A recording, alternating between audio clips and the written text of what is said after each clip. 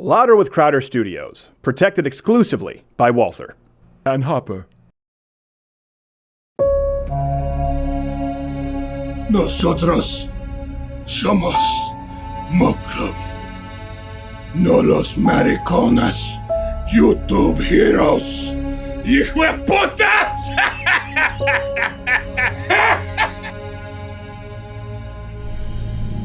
¿Dónde está? ¿Lo hice? Elbow box. No! No hay boobas! It's about to feel stupid. The story that was being told about. Sierra era pera. La Susan Waziski.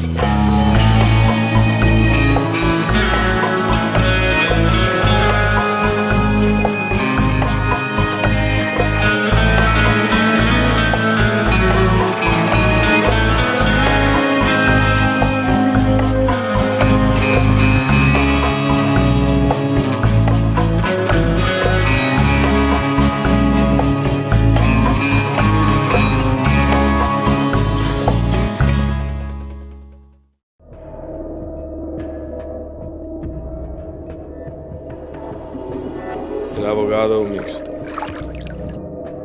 Señora Wojcicki, ¿has visto uno antes? No, nunca he tenido el placer de ver uno en persona. 7 duches. Chino. Gordita. Como un bebé. Violmente te diréis sus creantes. Te rompen la mitad. Sígame. Mo Club siempre empieza que la verdad es lo mejor. Como es los lesbianes. Aún cuando es lindo. Chistos, no me la manda. El cacho. Yo espero el mismo es usted. Pueden eso. Una vez. Porque en el trato con la LPNC. Nos diciendo se habían clasificados a 900 organizaciones como grupos judíos. La mejor oportunidad de tumbar al Mu Club como uno. Negro, por favor. Pero no van a Mu Club. Y se trata de enacarnos. Se lo come mi arrogado chino mixto.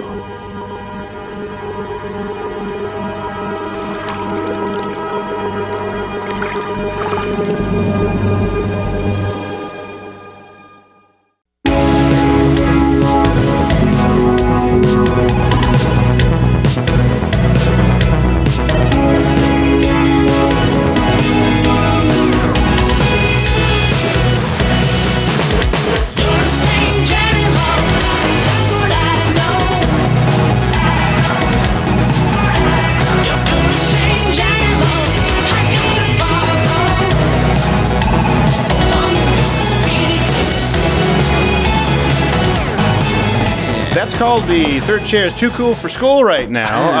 Yeah, I can feel it. Perhaps a little inebriated, but I'm a big fan, of course, defendgavin.com. Gavin McInnes, how are you, sir? Hello, everyone. How are you? I see what you did there. See, usually a hat would be worn under the headphones. Well, if your hat has a brim, then you have to wear it on top of your headphones, and it takes intense balancing. But I was an African woman for many years, and we would go and collect water from a river that was about 4 miles from our mud hut. Was this in a previous life, or just when you were a racist? No, I identified as an African woman. All right, that's fair. And then someone said, why don't you move the mud hut next to the water? And I had never thought of that, and I stopped carrying water on my head. That makes sense, but you still wear the hat Nice. above the headphones. It's like Quarter riding a Black bike. is here. There you go. Show him your hood pass. That's awful. And G. Morgan Jr., what's the wine of the day, sir? One of the days, Lang Twins Pinot Noir. Lang and I'm Twins. leaving I this remember one. you I'm were a big leaving fan it. of the Lang Twins. Yeah, I'm you met leaving them it. in the Not restroom anymore. at the rest stop, and you took a white stance like Larry Clegg. Not any- Quick question of the day. We're going to be talking about Jack Dorsey, of course. That's been the topic of this week. Where do you line up here? Is it time for the government to regulate big tech as public utilities? I know there's some different opinions on the right. I'm not quite there. We talked about it during Ash Wednesday yesterday. Yeah. We'll run through the clips of it's Joe tough. Rogan and Sam Harris and all the stuff going on with Jack Dorsey. All right, before we get to that, happy Valentine's Day. Oh, yeah. Yeah, Thank said you. everyone this Happy. morning, Thank and you. my heart just about sank through my bottom. I genuinely forgot about Valentine's Day. Did you really? Yes. Slate Oh, no. didn't, though. Slate is actually claiming that Donald Trump is ruining sex. This comes Oh, from of Slate, course. citing, quote, post-Trump sex disorder. They claim Donald Trump created feelings of fear, loathing, and of just not wanting to have sex. So, yeah, amongst your other personal problems, you can now blame Trump for your sexual dysfunction. Unsurprisingly, though, Pfizer has already developed a drug to help. Oh, good. Have you been struggling with an embarrassing problem for frankly like the last 2 years? Does reading Fox and BuzzFeed, leave you feeling like not quite a man?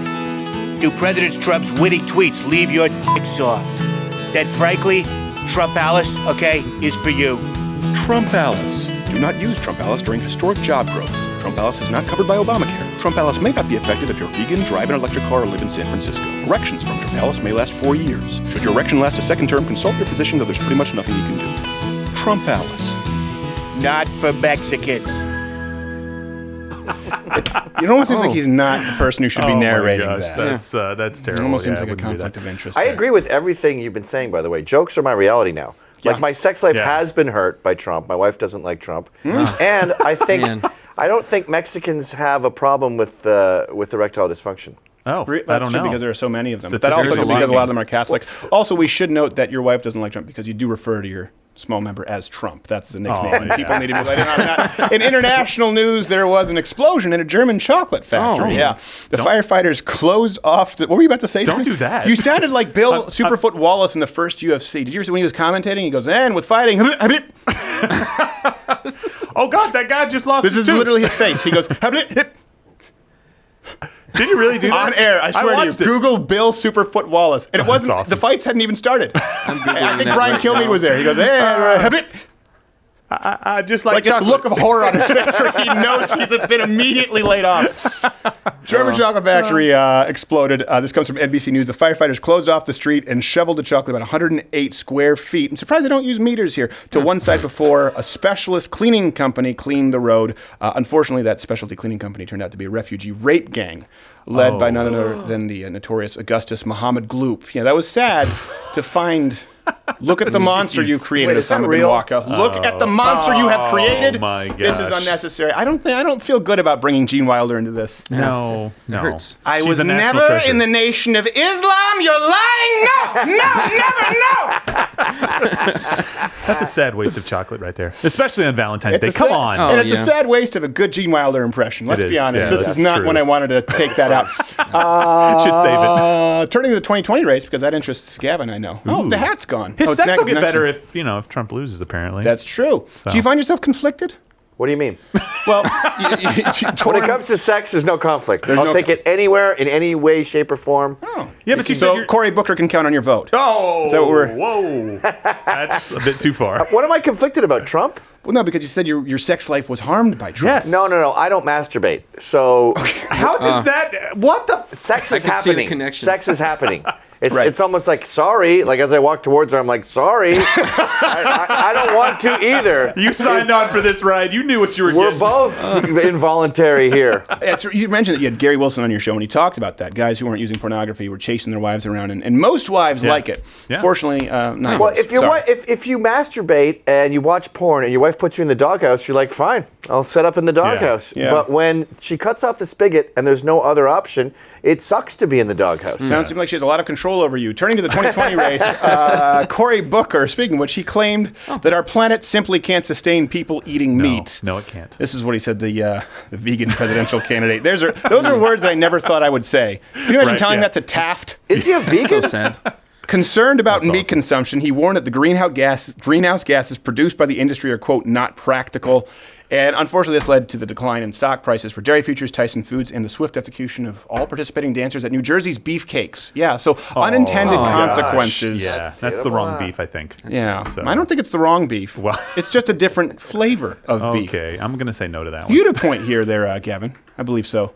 No? What are we talking about? We were talking about beefcakes. Yeah, and when we were doing the show pitch, you mentioned New York and abortion, something like that. Oh, yeah, another great way to reduce carbon emissions. Smooth. Well, sorry, you're calling back to something from like 80 hours ago. Another great thing about New York. You wrote it down. It's in front of you. A great thing. The meeting was this morning. Don't distract me. I remember now the thing in my face. Yeah, no, New York is working hard on that. We have, you can just abort a baby whenever you want. It could be 35 years old. The Freedom Tower was lit up pink the day we decided you could have an abortion at 9 months. Right. Cuomo, the Catholic school educated governor, said, "Yay! Pink power! We can kill babies!" Now, they can't do that in Jersey, unfortunately, so they have to go to veganism. But we just get to kill kids at random. I know. Look, who was it that died and they didn't have the flag at half-mast, Barack Obama? I don't know. Oh, it was somebody. I remember that. I don't though. know, That was but, killing 40-month-old babies is definitely at full mast. Look, gas is natural. It's a very natural thing from these animals, so that's fine, right? But vegans, I've never seen healthy vegans. I'm not kidding. I'm not trying to make a joke. Your point Vegan there is gas. so pedestrian. It's so true. I know some healthy vegans. No, you don't. Mike Mahler.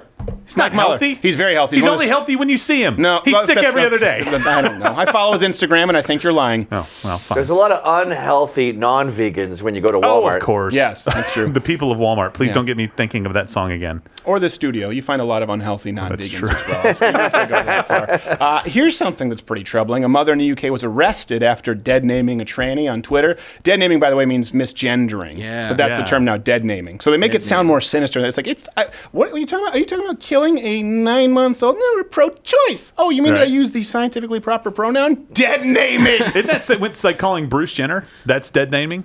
Yes. You're using their dead Well, I think name, if you said he. It comes from the Daily Mail anyway, so it's a silly place.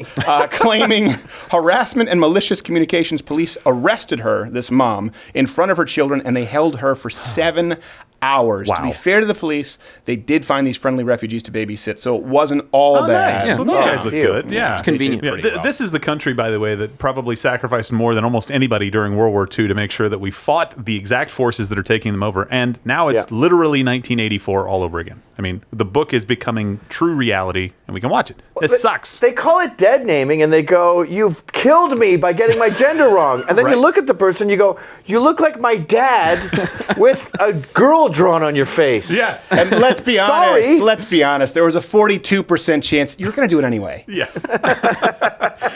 I'm not happy about it. Ouch. I'm only happy that Ouch. I've won this exchange right now. Finally, let's move on because this is definitely demonetized. Kamala Harris. Look at Gavin. He's doing this. That's how I behave. I've been deplatformed, and now we just did the dead naming. But finally, Kamala Harris, because we love her. We're going to do everything wrong with Kamala Harris next week, by the way. Every single Democratic candidate, we're going to do they call it dive-in now on all of these candidates, every single one. Kamala Harris is up next. She claimed that she used to get high in high school. Yeah. Or sorry, was college. In college while she was listening to Snoop Dogg and Tupac.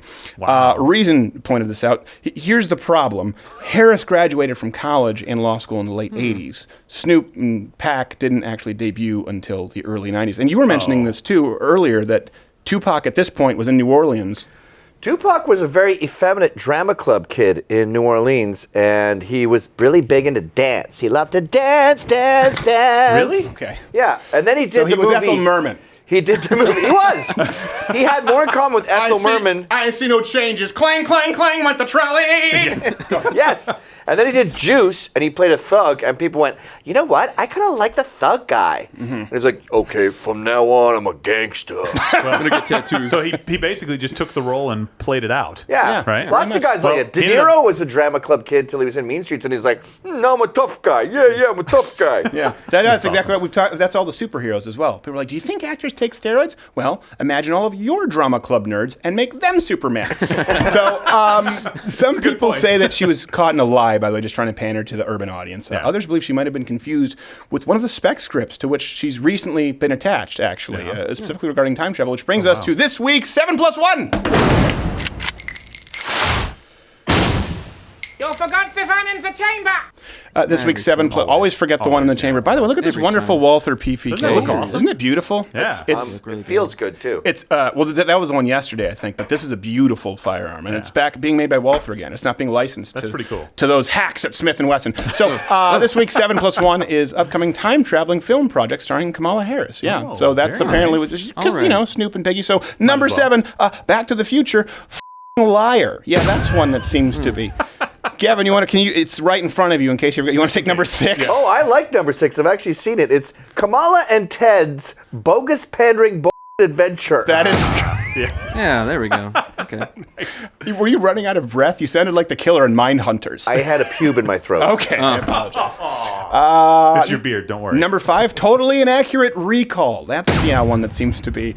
That goes right into. Let's just keep that up there. Number 4, Terminator 2, Bad Judgment Day. I wasn't super proud of it, but it made it in there. Let's go to you. You can do number 3 there. Oh, Gavin. I liked X-Men Future Past. Yes. Definitely check it out. Very good. And then you were a fan of number 2 as well. Oh, Hot Tub Lie Machine is a zinger. Hot Tub Lie Machine. And by the way, she put on a stellar performance there as the black guy from The Office. Oh, nice. And the number 1 Kamala Harris time traveling project, The Butter Lie Effect. That one. See what you did And there. of course, the +1 is time. This has been this week's 7+1. All right. You forgot the one in the chamber. One of these days I'll get it. By the way, I have to look down here Once. because we were going to give out an award to a trivia winner. Really? But they actually got the trivia wrong. Did they really? We just really so they were wrong. They How said it did was we get Crazy it Pete's wrong? Abortion Emporium. It was abortion.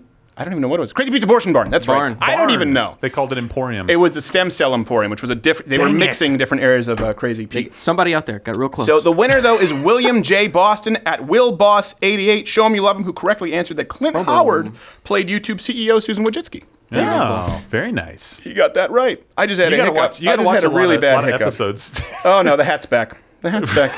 Did he put it back? Oh, That's geez. a good get, Clint Howard. He's awesome. We wanted He's him to hilarious. always play Susan Wojcicki just because we know how mad she was when she goes, he doesn't even look like me. And I'm way hotter than that. And everyone around her is going, he kind of does. It's not that far off. I will tell you this about Clint Howard. Have you ever had him on your show? No.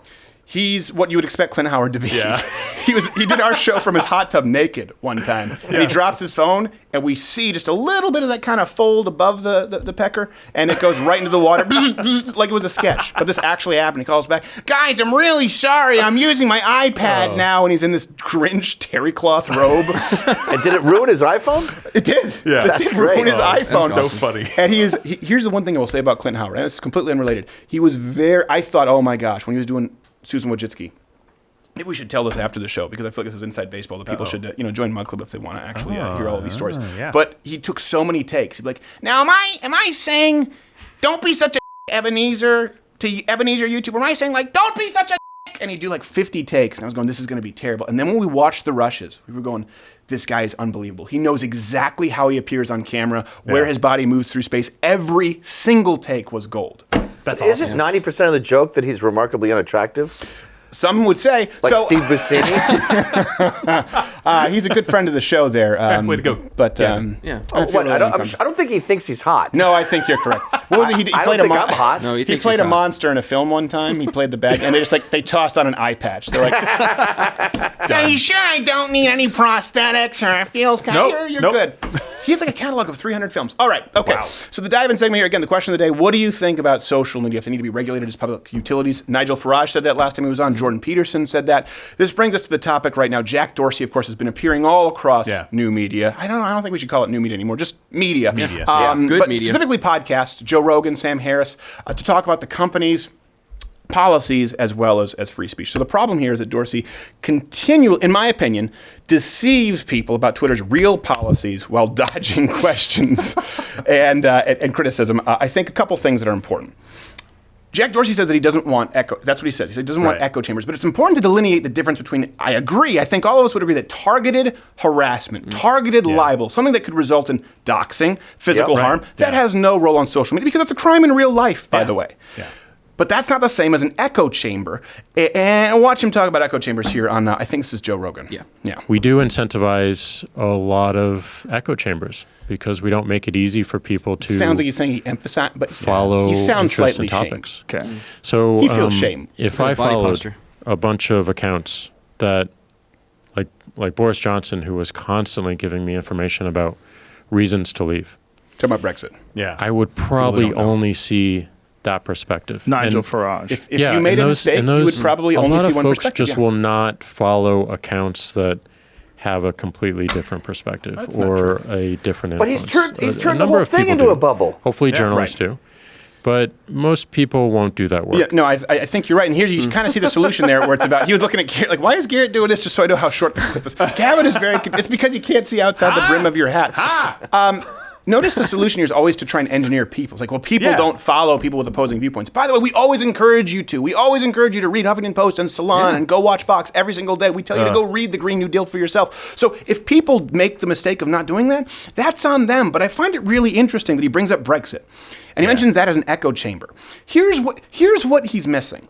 All of the mainstream media, BBC, and everyone here in the States, all of the news outlets promoted anti-Brexit propaganda. Yeah. It's, by the way, they were so surprised when Brexit happened because they believed their own lies. And because Twitter and new media was designed to be an alternative platform, what you are seeing are alternative points of view. That's what I think people are missing here. Boris Johnson is not more powerful than the BBC, nor is Nigel Farage, but you get him on Twitter and people are actually able to hear his ideas. They say, wow, that's a little bit interesting. I didn't know that because I never heard it before. Well, we do have diversity of ideas here. You want people to be able to hear the other side. Basically what he's saying is not that I don't want diversity of ideas. He's like, I just don't want the ideas I disagree with. He's the authoritarian. He's not saying that there yet, but we'll get to But that's his point. What was with the hypocrisy of that statement, though? He's sitting there saying, people get into a bubble and they don't look up to other views. Meanwhile, hey, you want a different view? Why don't you go look up Gavin McInnes on Twitter or Owen Benjamin on Twitter or Alex Jones on Twitter? So he's censoring people, creating a bubble, and then saying, there's this problem where people just get in a bubble. They're too lazy. That's a really good point. You're the one, your whole thing is a bubble now, dude. Yeah, that's a good point. Really quick. Like, just recently. By the way, when you hit the bell, you want to don't not take your breath before I go to you. Garrett's like, I want to say something. I'm okay, Garrett. Inhale. All right, Bill Superfoot, go ahead. So, go ahead, quarterback. recently, YouTube tweeted out, "Oh, wouldn't it be horrible? Imagine if you couldn't watch the videos you love." What? From YouTube? That would be terrible. Yeah, what if they were demonetized, too? What if people who were subscribed to your videos weren't able to find them? I don't know what. And here's what's crazy. Leftist echo chambers are fine. Right-wing echo chambers become hate speech. And now let's just not have right-wing echo chambers at all. Let's just get rid of all of the people. By the way, defendgavin.com so you can go and help him with his fight with the SPLC. New media, everyone was so excited about it when it started. And I remember talking about this 2-3 years ago when this was a once-a-week 3-hour show. Everyone was saying, well, there's no barrier to entry now. I said, watch. When you see some conservatives, when you see alternative viewpoints doing well, the sharks are going to come. Yeah. You're going to see them, particularly from old media, ABC, NBC, CBS, Viacom, CNN, Turner. You're going to see them go after YouTube, where they cannot win on a level playing field as it relates to viewers, as it relates to content. So how do they win? Money and censoring the opposition. And here we are now. This was the whole purpose to new media, was so that someone like a Boris Johnson or a Nigel Farage could have just as loud of a voice as the BBC. Yeah, Gavin. We should make it clear, too, there is such a thing as Nazis. There is a tiny group of Pepe nut bars who Photoshop you and I with swastikas and gas chambers, and they talk about the JQ and the 14 words and the 88 and all their little jargon and stuff. And if you allow those guys into your platform, it tends to be pretty bad for your platform. They tend to just make everyone go, I'm getting out of here. Right. They're sort of like the gremlins we were talking about the other day, but on the other side. But it's like letting a bunch of guys crap in the parking lot where everyone's tailgating. Exactly. No one else wants to be there. Right. But those those tailgate crappers are a very tiny sliver, and they're very easy to identify. Right, and I think Twitter started out doing a pretty good job of getting rid of that tiny minority of lunatic Nazis, maybe like 1% of the population, or much less, actually, 0.5%. And then they were normal for a while, and comedians could tell horrible jokes and iron out content, and it's pretty fun. And then, using the justification of the sliver, the tailgate crappers, they started just getting anyone Christian, conservative, remotely controversial, and now it's kind of the opposite. By the way, the only people I know who use the term nut bar are you and Kevin O'Leary. You know, you're sounding like some kind of a left-wing nut bar. I'm out. That's what he sounds like. He's Canadian too, isn't he? He is. He is. Yeah. He's conservative, but he's Canadian conservative. You know, you're conservative is like, yes, and I don't think you need a gun clip with more than 5 bullets. You're like, yeah, he wow, wants to get down to 90% tax. What do you want? You're a nut bar. By the way, in his interview with Dorsey, actually, Sam Harris, who I would love to have Sam Harris on the show, but I do find listening to his show sometimes painful. It can be very dull. But it doesn't mean it's not a good show. I just have to watch it. Sometimes it's out of necessity. Sam Harris pointed out that a liberal feminist, by the way, was banned for saying that men aren't women. Here you go. Megan Murphy, who she's a feminist, but she's not sufficiently woke, apparently, on the transgender topic. And she wrote a tweet which I believe read, "Men are not women," and got suspended over that tweet. It's suspended right away. And not to tell my own sub-story, when there was a clear, concerted campaign led by, as you mentioned, white supremacist websites, and of course their acquiescent liberals on social media, to defame and paint me as a neo-Nazi with fake tweets like gas the Jews, hang the N-words, Twitter, by the way, took no action to have those false, libelous tweets removed. That's important. They said that to repeat it. This is what it's like the timeline with the FAQ from Cortez. Yeah. It's like, well, it was the wrong one. You answered questions all day. All day long. I made a mistake all day long, okay? What do you want? Googly. I feel like she would fit right in like Sesame Street in like a trash can. Come out like, I'm trying to sleep in here. Well, look, if you're going to talk about echo chambers, the Silicon Valley echo chamber. Well, hold on a second. Let's bring up Too Cute Maddie. Bring up the overlay here. The memes. Some of them remain up today, by the way. Yeah. The repeated, targeted, libelous tweets trying to destroy the ability for everyone here to make a living. Didn't violate Twitter's policies. No.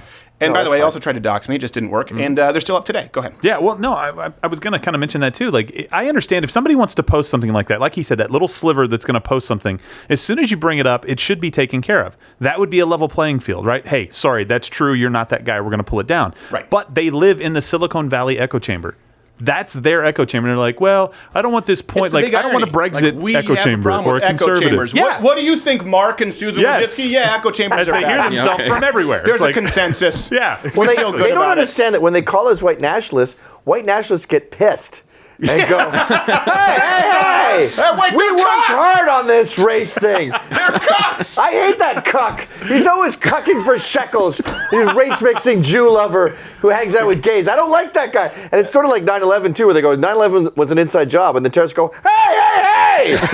We busted our ass on that attack. Right. Taking down the Twin Towers. Martin Sheen is sitting there like, I'm pretty sure it was Dick Cheney. Dick Cheney with some birdshot. It's, by the way, it's especially funny that Jack in that interview, Jack Dorsey, he mentions journalists. He specifies the importance of journalists, since Twitter goes out of its way to ensure that the hypersensitive leftist journalists don't receive any criticism at all. No. Remember, people who jokingly tweeted learn to code at the journalists were suspended immediately. Record time. They were gone. Learn to code at journalists. That was the funniest thing that I had seen. I was just like, this is perfect. They're banning people for saying this. And that's what they said when it was, the Virginia Coal guys or something like that? They're banning people for acerbic wit now. There's no swear words in that. It's just a very succinct and mean thing to say. It's like if computers existed back in the time of Jack Benny. He'd be like, learn to code.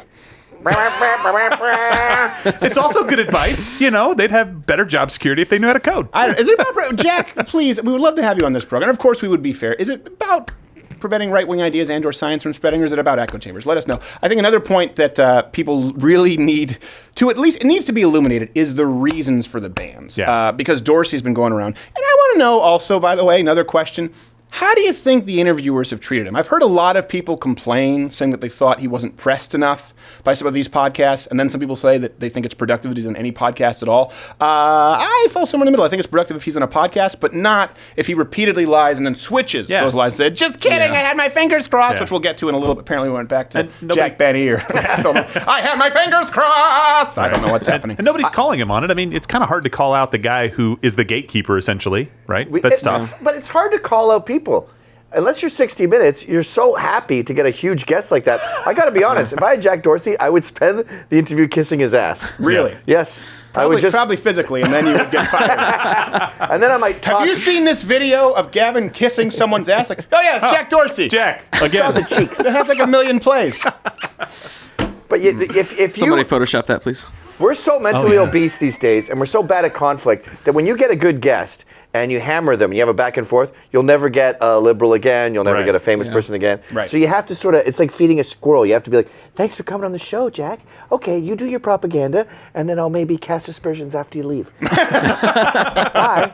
Nice. Right. That's true, I think this is an important point that kind of segues into the fact that Dorsey repeatedly said that Twitter should have been more clear about why people were banned, what the terms of service specify. Well, here he is explaining it. So realize that we're probably going to make some mistakes along the way, and all we can do Like to that beard. correct some of that is just be open about where we are. And that's probably where we Very failed angular. the most in the past, is we just haven't been open about our Like a thinking Minecraft process, beard. what led to particular decisions, how our terms of service evolved. This is the go-to. Whenever someone gets banned, it's, well, if you read the terms of service, you'd know why you were banned. But then if you ask them how a specific person violated the terms of service, they refuse to give an answer. Watch Dorsey do it right here. I'm not sure what the actual violations were, but we have a set number of actions. Megan Murphy. Now, when I was wrote banned, it said, a tweet you have which been I permanently... believe read, men are not women. The case that you brought up, I'm not sure what's behind that. How do you? I certainly don't believe it. How do you not? How do you not know? You're talking about the Megan Murphy "Men are not women" tweet. What, is there a CEO I could talk to or something somewhere? How do you have no idea? What are we going to say, Gavin? When I was banned, it said you've been permanently suspended for space. And I'm like, what do you mean? The abyss? So what does that giant hole They're gonna mean? find a reason to boot you. It doesn't matter what the terms are. By the way, him and Sam are like the two most monotone, like low-key guys. It's like the you just Sweaty fall Balls asleep. sketch, only with men, and there's no punchline. Yeah, they both speak like cat burglars. You know what? Like Ben Carson. I think it's upstairs. Just the jewelry's probably in the master bedroom. Yeah, like cat burglars. Ben Carson wouldn't get talked over on that show. You guys are going to have to speak up because I can't understand everything you're saying. Also, it's really freaking boring. I'm gonna tell you. By the way, hit the notification bell if you're subscribed on YouTube, because apparently subscriptions don't mean anything. Join Mug Club to get to the daily show. LiveOfCutter.com/Mug Club. Subscribe on iTunes for the audio version. Of course, rate it. And by the way, big 4-hour Oscars live stream February 24th at 8 p.m. Eastern. Drinking game rules to be posted. No, the whole point is we watch it so you guys don't have to. And I think Gavin might be at least making an appearance there, at least through this. Hell yeah! Oh, geez, I didn't think he'd be that excited. Because honestly, I'm going to be at the Oscars. I was invited. I'm going to be in the front row sitting with a woman named Penelope Millions. Really? Yeah. This is an actual thing? Yeah, she rescued Harvey Weinstein's daughter from a fire. And that's what she rescued her from? I'm going to be there for the Oscar for Worst Liar. Okay. All right. I don't know what he's telling you. He's telling you that it's a joke. No, I knew that part. Yeah. I figured it out at the end. There was no fire. It was just Weinstein trying to rape. I was listening out of to the that furnace the same and into way the you rape. guys were. I was just hearing those words come out of my mouth going, well, that's what's going on. Lying is incredibly easy, as seen by Jack Dorsey. Here's the thing. The only thing that Jack has been consistent about is stressing that harassment campaigns are the most bannable offense. And I think, again, we all agree with that here. Yeah. But we've already seen that those campaigns don't apply to targeted, repeated libel of someone like myself or Gavin, by the way, or a more recent example, the Covington school kids. Yeah. Celebrities were calling for the kids' addresses, wanting them to be harmed because a kid smiled at a toothless meth head who was twice went AWOL as a veteran, was a refrigerator repairman, and was wearing a MAGA hat. Yeah. And the kid just no one stood there. adopts the kid. They called for school shootings. They said it would be a great school to shoot up. And you know, the right doesn't do that. Like, how many times has Dana Lash had to move? How many we can't show pictures of our kids. You look at Chris Hayes and Mark Ruffalo, they're all like, here's our kids. Right. Yeah. And I don't even say my kids' names. Right. Because plus all their kids, I mean, look retarded. Let's be honest. They all look. So Jack Dorsey, he also says, by the way, that he hasn't focused. We're gonna get Mark Ruffalo seems like the kind of guy who would call you up for that. He like, will. What's happening? Absolutely. Did you? I don't even know what your kids look like, but if they look like you, they haven't focused enough. From what he said, Dorsey, on the off-site ramifications of Twitter. Here's a clip. Focused on enough. We haven't focused on the off-platform ramifications of what happens online. So basically, I didn't even need that clip because I told you. That's it. I just sent the clip straight here for him saying it. You're right, Jack Dorsey. You haven't, because you've been more worried about journalists receiving slightly mean tweets or people making scientifically accurate claims that might offend, 0.5% of the population. By the way, you missed ISIS recruiting, bomb threats, Antifa staging violent assaults on people because you were more worried about a BuzzFeed boldly bitch getting her feelings hurt over a doctor pointing out her BMI of 76. Ooh. Okay? This is what's been happening. Not good. We haven't really focused on the offset ramifications. Do you mean like doxing kids from a school with a MAGA hat? Right. That's in murky territory. I don't know the details of that particular case. I'm gonna seek my wise counsel. Zuckerberg, Wojcicki, somebody. And Cortez probably has private meetings with them. Yes. I think another point, obviously, is that people need to see here. In certain segments of these interviews, Jack actually kind of lets the mask slip. And the good thing is we get to see, kind of like with the abortion laws, we now get to see the true agenda of Twitter. Where I want Twitter specifically to go is, I think it's existential right now that we have global conversations about some things that will become crisis. Climate change being one of them. There's no one nation state that's going to solve that problem alone. Economic disparity being another. The rise of AI and job displacement and just like us offloading decisions to these algorithms really puts the world at a disadvantage because it incentivizes more of the echo chambers, which lead to things like nationalism instead of taking the broader picture. Okay, so I know. To put it simply, you could write a clickbait headline, okay, that reads, "Radical globalist Jack Dorsey now pushing anti-human Green New Deal agenda," and it would be accurate. Yeah, it would be absolutely. It wouldn't actually be clickbait. That's what he's saying. And it's basically just propaganda that he's quoting. It's like, guys, there is a big debate on climate science right now. If it's changing as much as you say, and if we are the people that are actually causing it, or if it's the cows farting, according to AOC. Right? It's not science. Okay, sorry. I didn't. Cortez. All right, we have to get moving on. But actually, I think what's important is this: in this final clip, Sam Harris got Jack Dorsey to admit that they're no longer trying to be neutral. Here he is saying it. I don't believe that we can afford to take a neutral stance anymore. I don't believe that we should optimize for neutrality. I do believe that we should optimize for impartiality, and I do think there's a. What does that mean? I don't know what that means. To me, neutrality is a lot more passive, a lot more hands-off. I don't think we can just be this neutral, passive platform anymore. Wait, what? He's just repeating himself. How long does this clip go? I'll put him. Yeah, let's just cancel this. He's contradicting himself. He is. We don't want to be neutral, but we want to be unfair. He's hoping everybody will be asleep. We want to ensure that fairness plays no role on our platform I'm at not sure all. he knows what he's talking about. Well, how did you do an interview with Joe Rogan for 4 hours? And so I don't know what that specific violation was. And it's really important that we have freedom of speech. And then you go on here and you say, I don't remember the timeline, which shows he did. But he would go on shows for hours and say, yeah, we want it to be an open platform for all. And then he was like, no, we don't. We lied. We changed that. Remember Sonia Sotomayor, Supreme Court judge? She goes, I should be a Supreme Court judge. I'm totally impartial. I'm going to be a great judge. And then she gets there and she goes, we would be lying if we didn't say that our background and our Hispanic heritage didn't affect our decisions. You're like, wait a minute. Your job as a judge is to not be a Hispanic woman. Right. To be just an impartial, judge, justice is blind.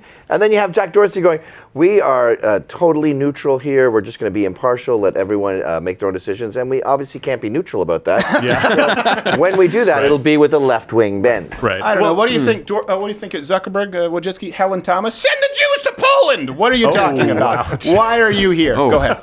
Basically, I think they just got scared. Trump won and Brexit happened. They're like, what the hell's going on? Yeah. Okay, we can't be neutral anymore. It can't happen. No. And they won, by the way, just because people are getting a message out there of truth. That's what happened with Brexit. This idea that it was a lie, a good example. No. You know what a lie is? That some kid harassed a Native American toothless meth head who was twice deferred, I went AWOL, refrigerator repairman from Vietnam because they had a MAGA hat. That is a lie. Not that there are benefits to being an autonomous nation. This is a great example of what we've been talking about all week. The left fears transparency. They run from it. They check under their bed for it. So it's a good indicator if someone tries to shut down transparency that they're a leftist or a liar, but I repeat myself. And that's what we're seeing with Jack. It's not just Ocasio-Cortez. We were just talking about that yesterday, but this is in your deal. No, it's not, but you wrote it. I updated the wrong copy. Don't ask questions. I know nothing. This is Jack. This is what Jack is doing. Well, hold on a second. What's going on? Well, really, we should be more clear about our policies. Well, what are your policies? I don't really want to talk about that right now. Well, what do you think the policy should center on? Well, it should center on being neutral. Okay, so how are you going to be neutral? We don't want to be neutral. Do I need to shoot myself in the head with this Walther? Because I don't want to get my sponsor into trouble. And if you want to know what Silicon Valley is, just picture Bernie, Cory Booker, Ocasio-Cortez sitting in a boardroom deciding what can and cannot be said on the internet. That's what Silicon Valley is. The politicians, the far left politicians, I should say, are just like the Silicon Valley tech executives. They use nice words like transparency, truth, safety, but whenever you ask them questions, they run for cover. You saw the same thing with Zuckerberg when he had to testify. When you saw the same thing with Wojcicki. Remember back then? She's like, well, I think it's important that we have a neutral. Well, how are you going to do that? Well, but we don't want hate speech. What's hate speech? I haven't had the meeting. I gotta get to go. Bye. When you start shining a light on these guys, they scurry back into the darkness. That's why there's no accountability. When we explain where we line up here on every issue, and we're really clear. Jack, we're not trying to attack you. We just want to put all the cards on the table. That's all we're asking for here. Let's not even get to the public utilities debate. But we've all agreed. We talked about this yesterday. You have to be honest about your business practices. Yeah. You can't say we weren't clear about the terms of service, and then we say, well, what are the terms of service? And I don't know. I don't even know. That's not what it can be. We just want to know where everyone stands on these platforms. But instead, they flip over the table and they throw the cards away. That's what Silicon Valley is. Ocasio-Cortez, Kamala. Now I'm doing it affected. Ocasio-Cortez, no. Ocasio-Cortez-y. I just want to say it in American. Kamala Harris, Cory Booker in a boardroom. That's what it is. And now that you know, you just have to play by their rules or get kicked off the platform. Hey, social media, let freedom ring. DefendGavin.com, by the way. DefendGavin.com. We'll be back with Lauren Southern after this. DefendGavin.com.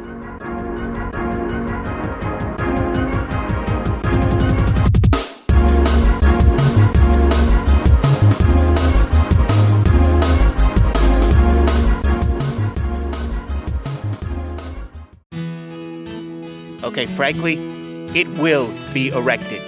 Nice and big. Huge. I want this to be clear, okay? It'll be fantastic. Long, thick, hard. So much winning you won't know what to do, frankly, with all the winning. Wall. Side effects may include reduced crime, increased wages, economic productivity, drastically reduced sex trafficking, and winning. Not for use by those who can understand this commercial, have ever consumed LaCroix, or those with Aztec, Mayan, and/or Incan heritage. Wall. Ask your healthcare professional about Wall today. Not for Mexicans.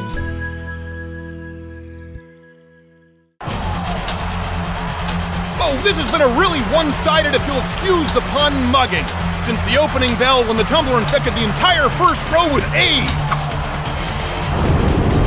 The referee really needs to put a stop to this. What is the mug looking for now? Is that a flaming chair?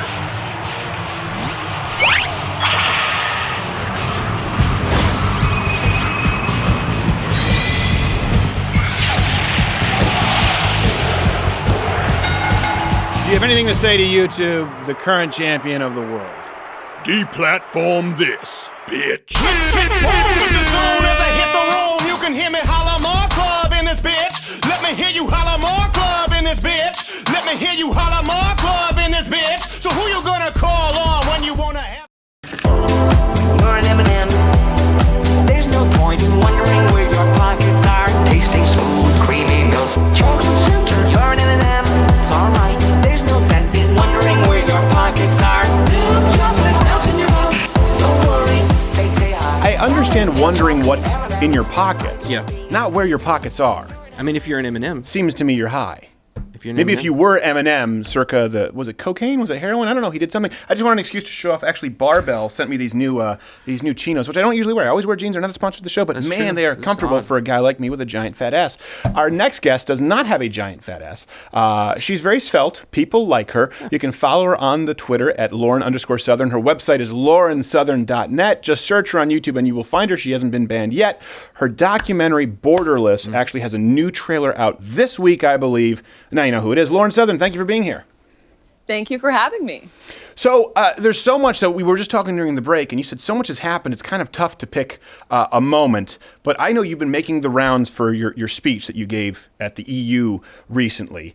Changing My Mind on Immigration is what it was called. First off, how much of this was actually given as a speech in front of people versus, like the green screen portion? Right. So I did the speech in front of about 50 MEPs. Of course, when you're at the EU, it's not necessarily about having a full room as much as it is about who is in the room and who is affecting governments and policies. But we did actually refilm the speech because the technology that they use for recording EU events is subpar, like anything that government does. Right. So Can we get her on the Logitech? That's usually how it works. Yeah, so the audio was a bit bad, but we redid it. Everything that I said in the speech in my YouTube video was exactly what I said to these politicians. And I think it came across quite well because a lot of these politicians, I think, throw away right-wing arguments as just, oh, they're hateful, they're racist. But the speech I gave, if people have watched it, was actually on completely from the immigrant's perspective. And that's what a lot of Borderless is. I'd say about 70% of the documentary is us just with the migrants on the ground, talking to them, asking them about their experiences, what it's been like. And something that I was so shocked to find on this trip was once we got to the European part of the documentary, actually with these migrants, once they've made it, we had a large amount of them telling us they wish they had never left home and they wish they could go back. That's something that I'd never seen on the news how before. much of that is like they'd really rather go back to, Syria where they're being burned alive in cages versus maybe a little lack of gratitude? I mean, I'm not saying the UK is that great, but it still seems better than Syria at this point.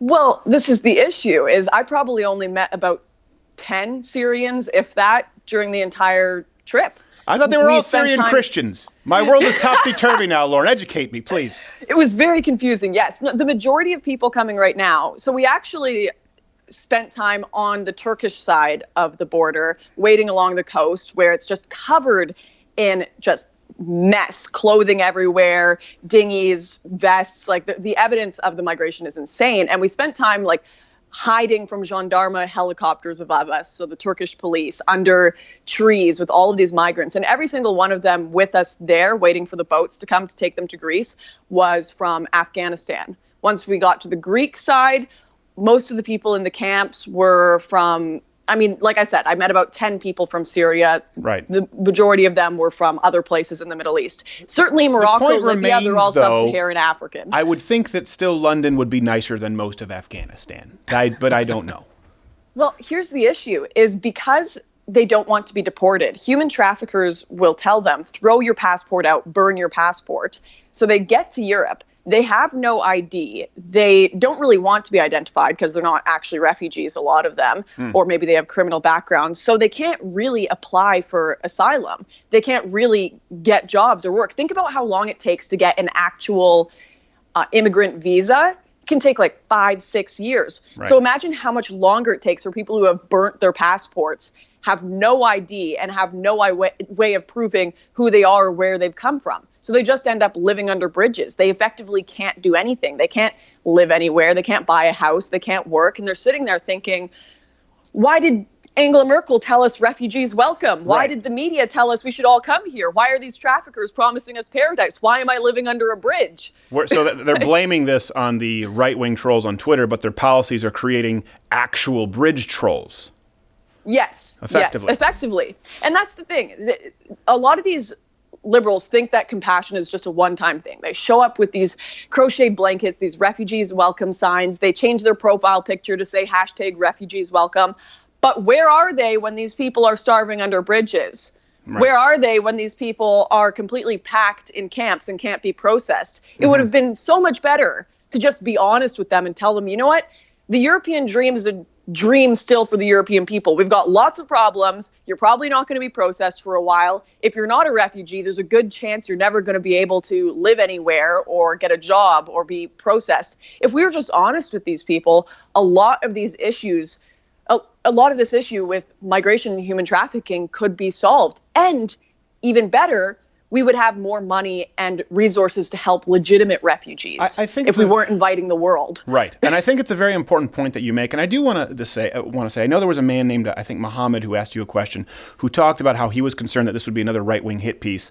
And how, here's the thing, I wouldn't say even-handed. I know that you're more conservative. I think people watching know that you're more conservative. But you can have a personal bias and also try to look at an issue through a point of view accurately. And for people who don't know, it does seem that you've made an earnest effort to look at this from the immigrants, from the migrants, from the refugee, from the asylum seekers, whatever term you want to use that day. Okay, I don't want to be hooked on this with this project. And I did want to ask you, because you said to this person, you said, "Well, thank you for noticing. I have kind of transitioned from the kind of shocking, in your face trolling journalism to what I'm doing now." I will say this: I've noticed that, and I'm impressed by it. Why? What was the catalyst for that?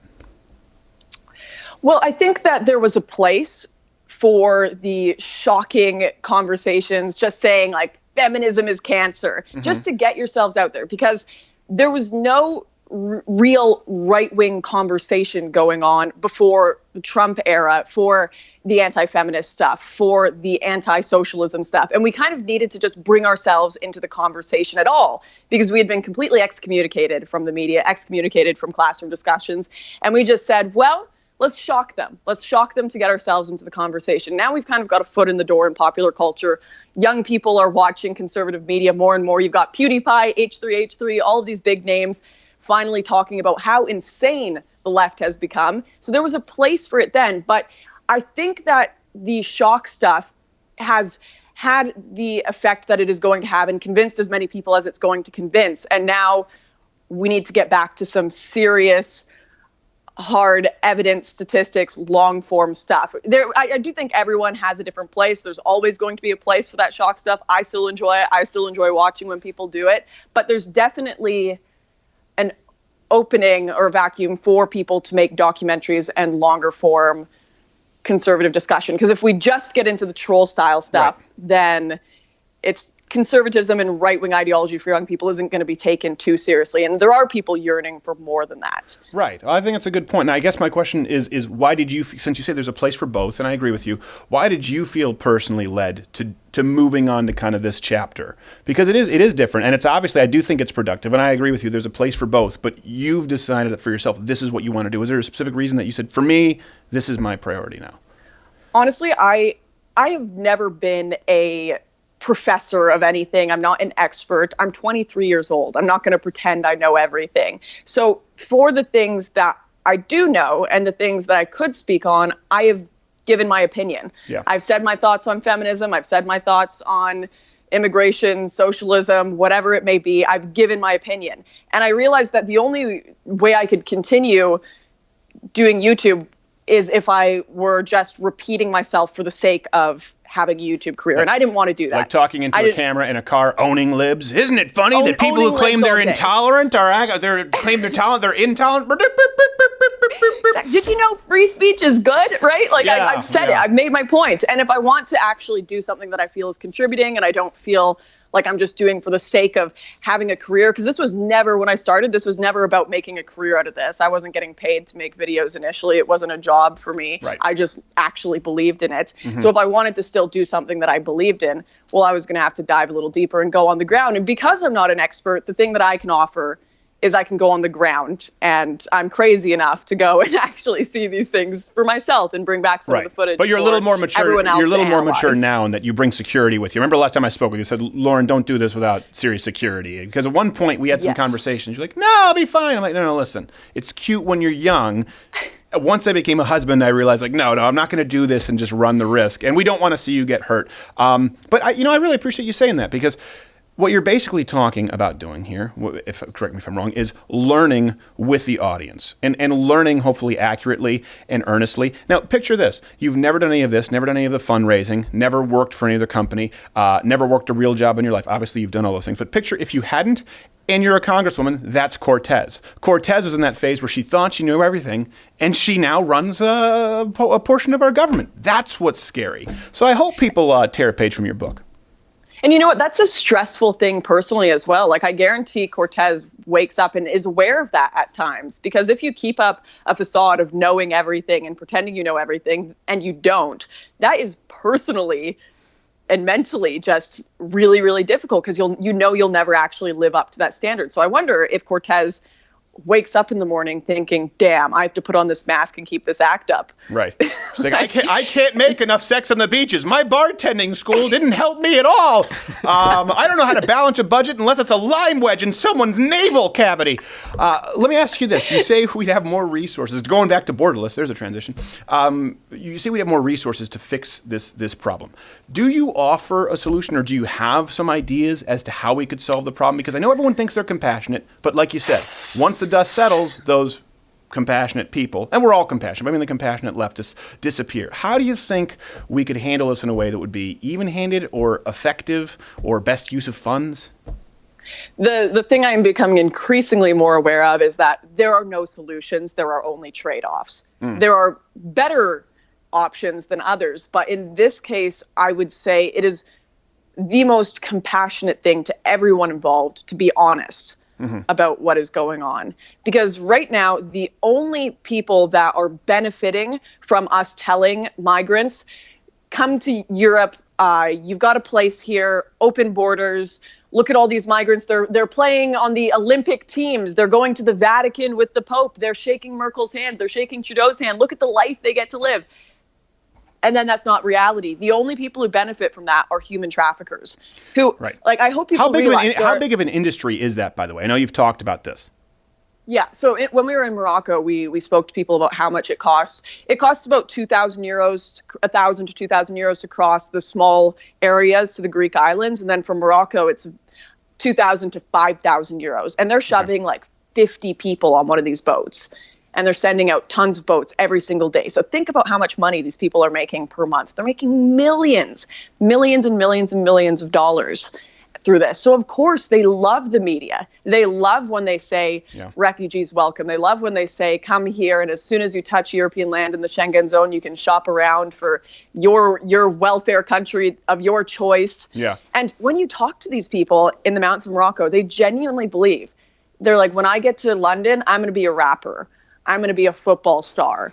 I'm going to be this, that, and the other. They actually believe Europeans live in a paradise, or people in the Western world live in a paradise, because that's what they see on the internet. Right. They don't, and of course the traffickers are going to tell them that as well. They aren't told the truth. So how do you think we realistic. get them the truth? Because like you said, a lot of them, they're burning their passports, their identification, because these traffickers are telling them so. How do we reach those people before the traffickers? How do you think people can most effectively cut that off at the pass? Well, one big issue is you've got these NGOs that are out patrolling the waters and picking up these people and bringing them into Europe. So that's their first indication that, of course, we're welcome. Europeans have sent out boats to come and pick us up and bring us into Europe. Right. Of course they want us there. And then, of course, once those NGOs let them go into Europe, they're completely on their own and they have nowhere to be. And of course, they're going to become criminals and do horrible things because they have no identity, no job, nothing to do. So if we shut down these NGOs, you will see the biggest route into Europe used to be the Libyan. The biggest one has been the Greece route, but Libya to Italy was one of the largest ones as well. Now it's almost completely shut down. The first 2 months of this year, only 50 people have come from Libya to Italy because the Italians shut down their ports to these non-government organization ships picking people up. Of course, the drownings have also completely stopped from Libya to Italy because people are no longer taking a reckless journey when they know they're not going to be welcome. Yeah. So you've stopped people from drowning. You've stopped people from living under bridges. You've stopped a giant human trafficking ring that are genuinely also enslaving people and using people as mules for drugs and weapons into Europe.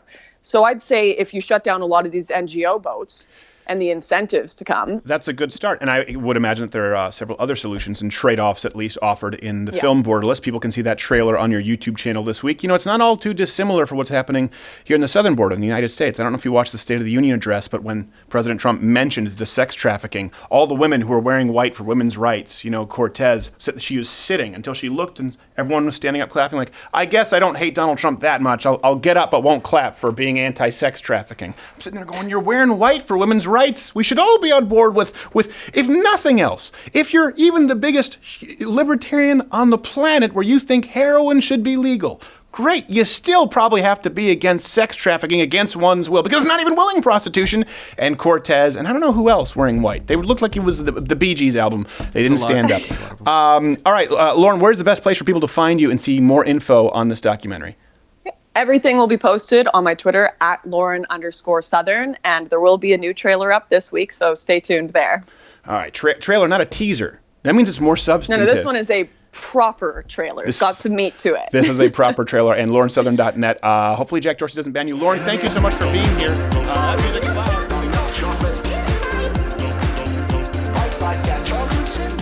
Hello, Lada Whipper here. Don't forget the podcast iTunes and the SoundCloud. Upload it. And your leader.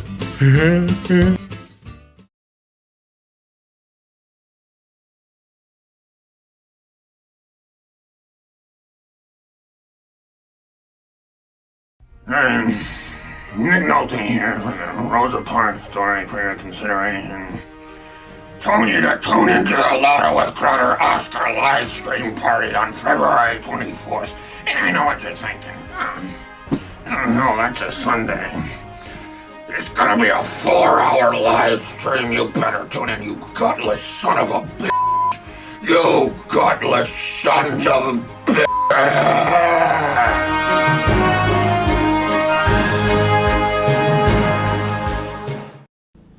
Hey, one live read of the week right now, and Gavin's still here. He has the hat on properly. Is it more comfortable? I put my hat back on. It's much more comfortable without the headphones, yeah. It's kind of like you're going for the Beastie Boys had sex with Hell or High Water right now. I was kind of going for Hunter S. Thompson never learned to read. All right, we have to get to our sponsor. Walther Firearms. You were just commenting on how nice this firearm is and how good it feels. I think it feels great, and I've felt a lot of guns. It's got a real gravitas to it. Well, once you get your permit there in New York, we'll have Walther send you what they can. It's different from state to state. They're sponsor of the show. And by the way, there are a lot of great firearms out there. We talk about this. You know, Glock, HK. Of course, there are great firearms. At a certain point, it's like, do I want a BMW? Do I want a Mercedes? All we ask is that you try the Walther. Try it. I've never met anyone who's tried a Walther firearm, compared it to, you know, what was in that same kind of price range, and not preferred it. And if you don't like it, that's fine, but they do have the balls to step up and support this show. That's Walther Firearms, and of course, you can join at loudwithcrowder.com/mugclub. That's what keeps us going. Walther, thank you so much. We're really happy that our studios are protected by Walther.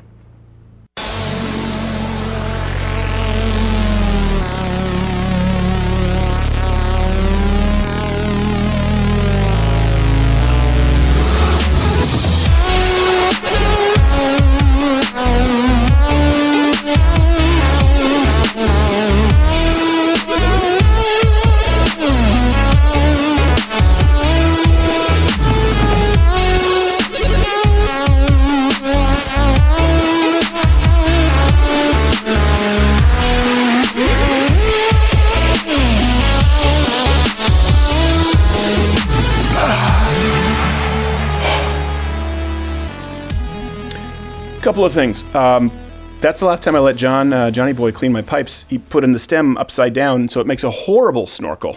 Oh yeah, that would not work at all. No, it needs to curve this way. See? All right, Don. You curved it the opposite way. It is the drowning dance, though.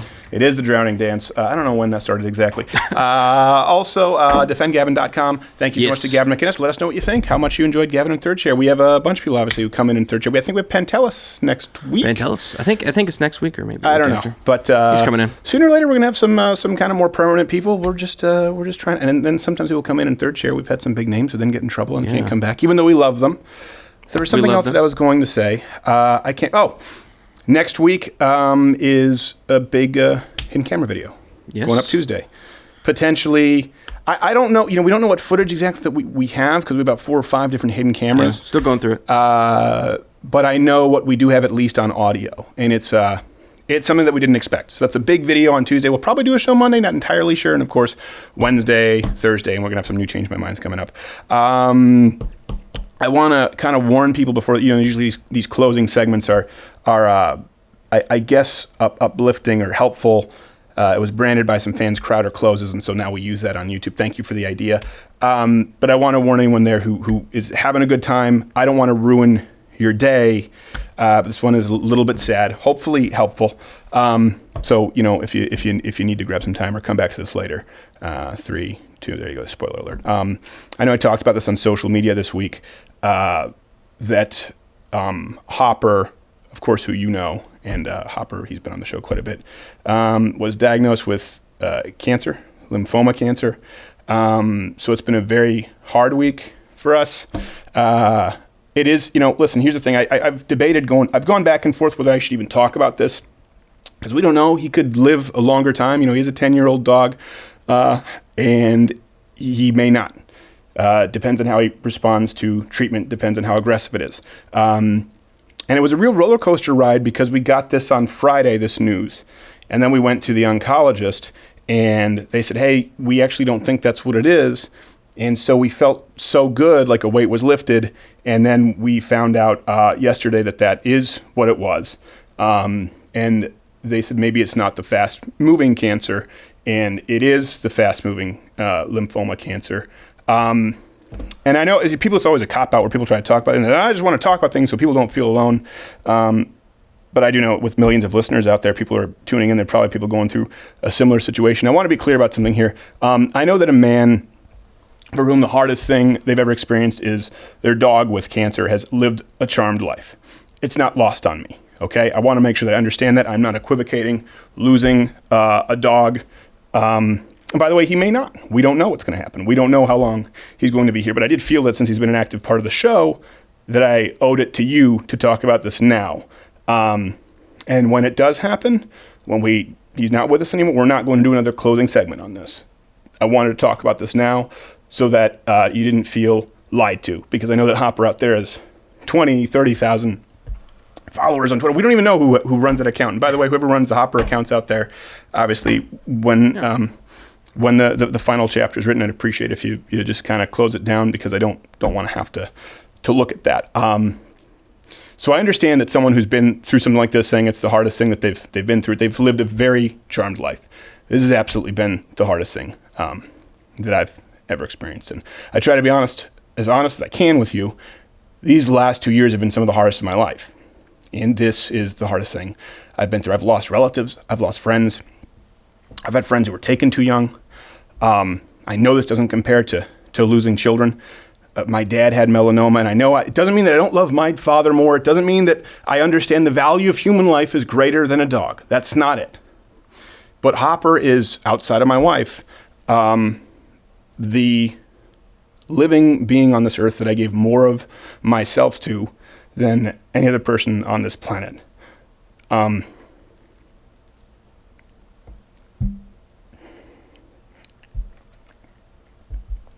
best friend is dying. And there's no more honest way to express it. I don't know. I know this is the kind of, you know what?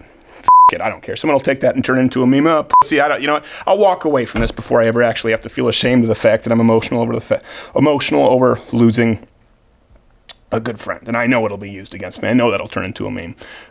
Whatever. And I've talked about this. I don't think that men need to not cry. I just don't think you need to cry at every single thing that bothers you. I don't think you need to cry because someone called you a name. This is when men often cry. Let me kind of give you some information on Hopper, because you see him, but you don't really know the whole story. I prayed for Hopper. I really did, my whole life. And he's really been a gift in my life and in my family's life, and he's been the best gift.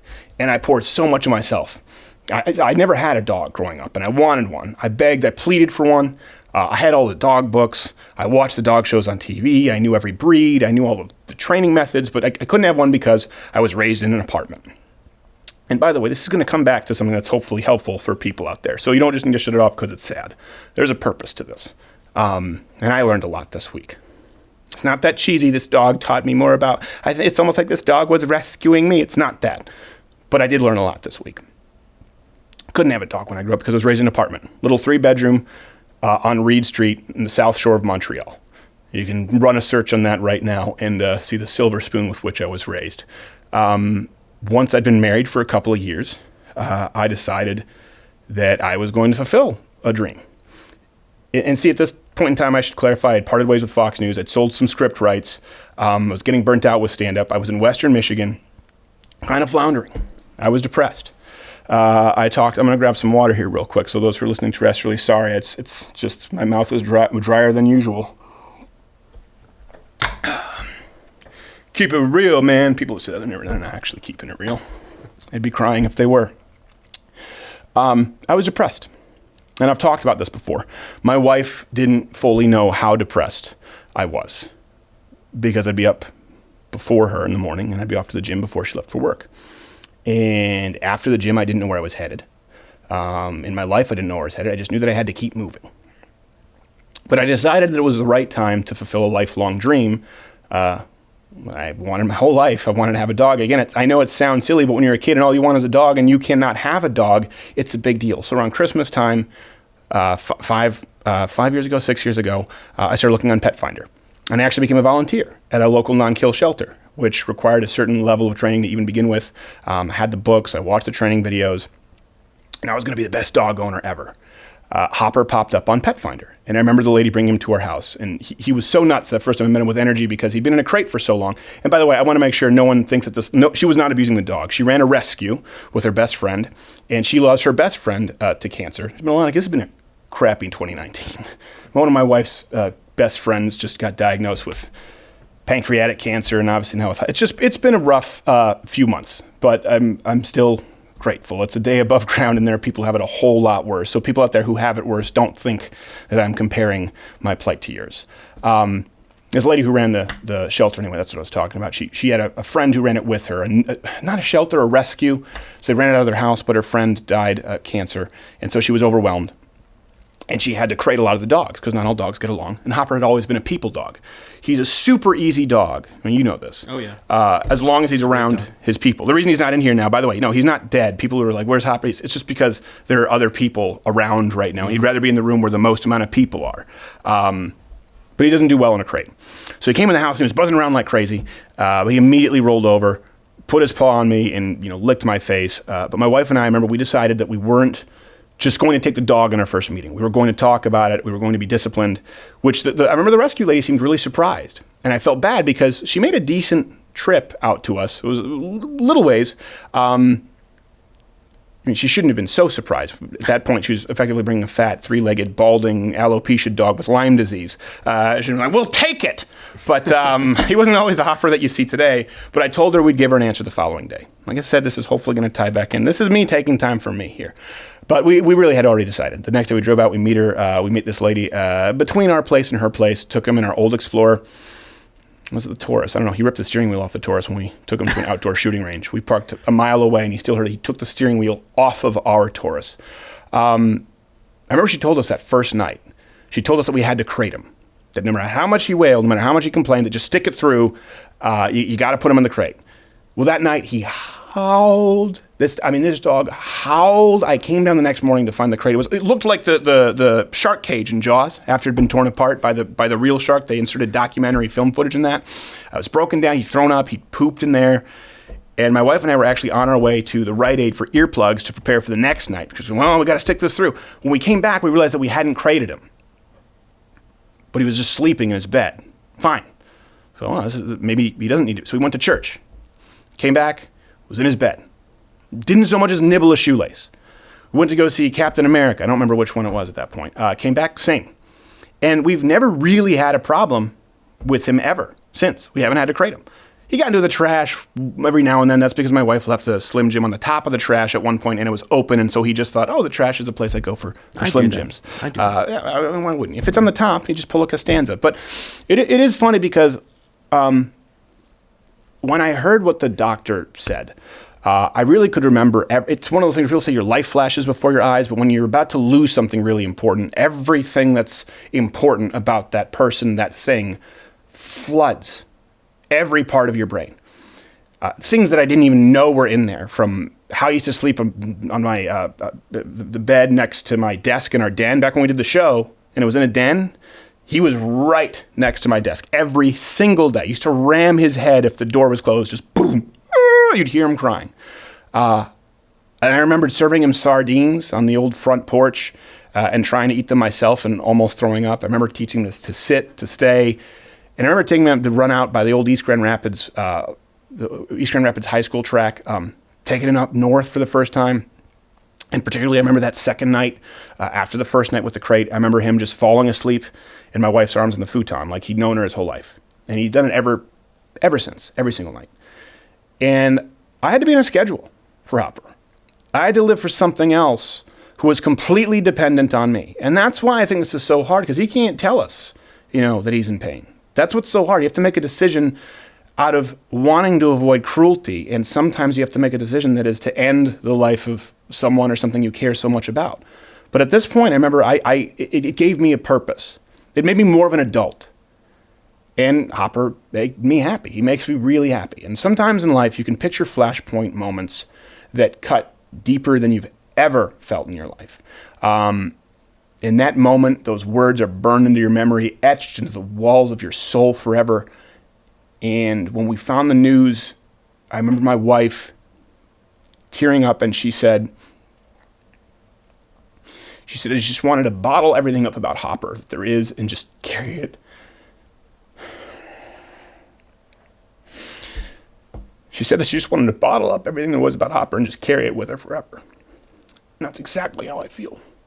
And I feel terrible that there's nothing I can do to help my wife, too. That's something that's terrible. They talk about toxic masculinity. Listen, it doesn't come from having to prove myself. It comes from loving my wife, from trying to provide for my wife, from wanting to burden that pain of my wife, because we're called to do that. As men, as Christians, as believers in God, yep, believers in Christ, it's really painful, not just losing your best friend, but knowing how much pain your wife is in. And there's nothing you can do. Some people get some great gifts in their lives, and Hopper really was the best gift. I can talk about this a little bit. Everyone always says their dog is special, and I'm sure that's true to an extent. But believe me when I say that Hopper really is special. He changed lives. And I see people like, oh, I miss my dog, and it's just a dog that's crapping around the house, and they have no relationship with. There's no peace in the house. No, Hopper he changed lives. I don't just mean that in the sense that, oh, he changed our lives or he brought love into the house. He changed people's lives. Ask anyone on the team. He's probably changed a lot of your lives. Ask anyone who's come to visit. People who don't even like dogs loved Hopper. My aunt, who was terrified of dogs, loved Hopper. Wanted to get a dog because of Hopper. Kids who were terrified of dogs loved Hopper. He didn't always love them back. That's the one thing. Hopper, with the kids who were rambunctious, whacking him, he would walk away, but if he walked away and you followed him, you'd see the growl. You saw the Hodge twins, good example, on this show, Freak, when I introduced him to Hopper. One of the funniest things I've ever seen. I about passed out on the show laughing. They were terrified. What you didn't see was the next time they came over to my house and Hopper was there, they were sitting and petting Hopper. This is even just this last time, because he was such a peaceful dog. And by the way, I shouldn't say he is. Such a calm dog and such a loving dog that he would change people's hearts and views on dogs. He had a gift, genuinely, of melting away fear. And they wanted to make him a therapy dog until we found out that he didn't like sunglasses. If you were wearing sunglasses, he might mess you up. So thank God we didn't make him a therapy dog. But that's why. And going through this, and it being the most painful thing I've experienced, I'm ashamed to say that at one point, I actually just thought when this was just happening and it was this blinding pain, the worst part was not knowing what was happening, right? That's what's sometimes worse, is the anticipation than what actually happens. Not knowing the answer, whether it was the aggressive cancer or whether it was a slow-moving cancer. At one point, I actually just thought of wanting to have Betty, our new puppy, adopted. Not because I don't love Betty, but because I thought I just can never go through this again. I thought I'll do anything to avoid this kind of pain again at all costs. And then I realized how stupid and ungrateful I was. I probably never felt more ashamed of myself in my life. That I was taking a gift that I'd prayed for my whole life, all my childhood, and I was spitting on it. Why? Because I didn't get to keep it forever? Because as much as it hurts, I've gained so much more. And I really hope that for a three-legged dog with alopecia and Lyme disease, he would say that. I hope that I gave enough. And I realized that I felt that way before. Not just about Hopper, I felt that way with this show, where things got so hard that I wanted to throw it all away. Anything to avoid the hell that I was going through at that point ever again. But I've gained so much more. You have given me so much more. And in the same way, I can only hope that I've given enough. So the takeaway tonight, and it's a cliche, I know, but sometimes a tale as old as time is that way for a simple reason, and that's because it's true. I've talked about it before, it's nothing new, but genuinely be grateful. And something else too, I noticed sometimes you're really praying and begging for something more than you'll have gratitude for when you actually get what you ask for. Because when we were praying, please, we just don't want this to be aggressive cancer. And then they told us it probably wasn't. We said, wow, we really, really need to be thankful here. Now then, that was taken away from us because it turned out that it was. They went back and forth. Get your facts straight, vet. No, they're good vets. They couldn't know. He's a weird dog. He's tough to examine. But sometimes you pray for miracles and then don't believe that they'll happen. And I also noticed that pain doesn't... We used to say misery loves company. I don't think it's that so much as pain doesn't love to be alone. We were at the vet, and when we got that good news at the oncologist, I remember there was a lady there with her dog, Leia, who had mesothelioma and wasn't doing so well. And we told her about Hopper, and we went in, and that was at the point when they gave us better news. And we came out, and she said, yeah, what? And she seemed upset. She said, what news did you get? And we could tell she was upset. And we said, yeah, it's not good. We had just received great news. But we realized that she would feel more alone if we said, yeah, great news, and her dog was probably not going to make it with mesothelioma. Really rough. It was pretty far along. Because pain just doesn't want to be alone. And that's why I try to be as transparent as possible. By the way, sharing something for the sake of sharing it, Jordan Peterson's talk, it doesn't help anybody if it's not something good. A lot of people just share sin. A lot of people share their faults and don't offer a solution. Like, well, I just don't want you to feel alone. And so they talk about mental health issues or drugs. Well, hold on, do you have a solution to it? Otherwise, you're not helping. But sharing pain, the kind of pain that everyone goes through, it really does help people knowing that they're not alone. But if we're going to have one takeaway this week, and now I'm just sort of circling the runway, I guess, it really is simple. Be grateful. If you've got a gift, appreciate it. Share it. Because most gifts, nearly all gifts, aren't forever. And just because it's not forever, or just because at some point it may hurt, it doesn't mean that it's not a gift. And you don't have the right to throw it all away. So I'll keep you updated. Follow me on Instagram, and we'll talk about that. Sorry, I'll see you next time.